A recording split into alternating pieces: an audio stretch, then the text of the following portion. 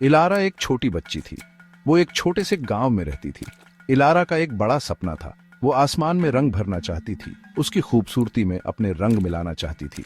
गांव वाले हंसते थे। तुम बहुत छोटी हो, वो कहते थे, तुम आसमान को छू नहीं सकती। पर इलारा ने उनकी नहीं सुनी। उसे अपने सपनों पे यकीन था। हर शाम इलारा एक पहाड़ी पर चढ़ती थी। वो घंटों वहां बैठती थी। वो आसमान के रंग बदलते देखती थी। नारंगी, गुलाबी, बैंगनी आसमान एक खूबसूरत कैनवस था।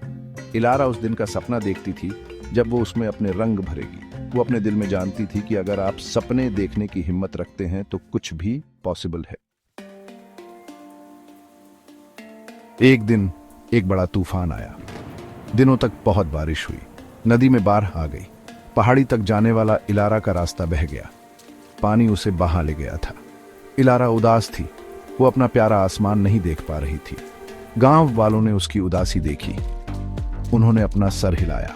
देखो, उन्होंने कहा, आसमान भी नहीं चाहता कि तुम उस तक पहुंचो। इलारा ने उनकी बातों को अनसुना कर दिया। वो जानती थी कि उसे क्या करना है। वो थोड़ी सी बारिश को खुद को नहीं रोकने देगी। इलारा के पास एक आइडिया था। वो एक पतंग बनाएगी। यह आसमान तक पहुंचने का उसका रास्ता होगा। इलारा ने खूब मेहनत की। उसने मजबूत लकड़ियां और रंगीन कपड़ा ढूंढा। उसने ध्यान से अपनी पतंग बनाई।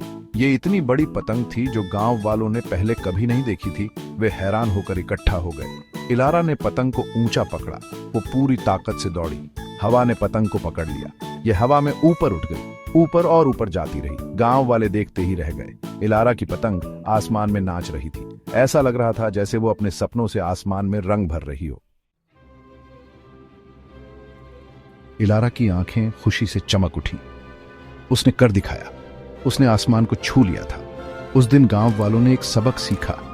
उन्होंने सीखा कि छोटी सी आवाज भी आसमान तक पहुंच सकती है। उन्होंने सपनों की ताकत पर विश्वास करना सीखा। उस दिन से गांव वालों ने इलारा को प्रोत्साहित किया। वे जानते थे कि कुछ भी पॉसिबल है।